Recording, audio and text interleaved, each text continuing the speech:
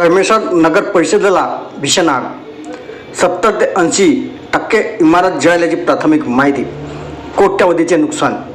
नागपूर जिल्ह्यातील औद्योगिक क्षेत्रात अग्रस्थानी असलेल्या कळमेश्वर नगर परिषदेला आज 17 जून पहाटेला भीषण आग लागल्याची धक्कादायक घटना समोर आली आहे.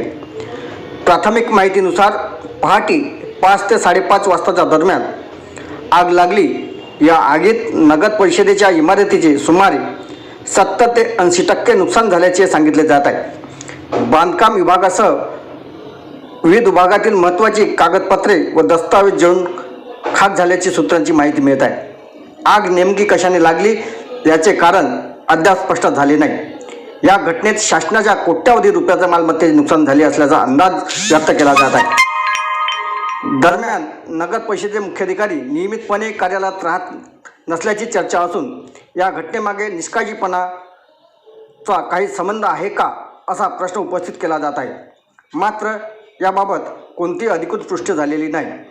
याचवेळी 18 जून रोजी होणाऱ्या विधान परिषद निवडणुकीच्या पार्श्वभूमीवर नगर परिषदेचे काही लोकप्रतिनिधी गोव्यात असल्याची चर्चा देखील सुरू आहे.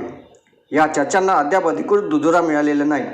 या भीषण आगीमुळे कळमेश्वर शहरात खळबळ उडाली असून आग लागल्याचे नेमके कारण आणि नुकसानीचा अंतिम अहवाल तपासानंतर स्पष्ट होईल. अशाच बातम्या बघण्यासाठी आमच्या चॅनलला सबस्क्राईब करा, व्हिडिओला शेअर करा. धन्यवाद.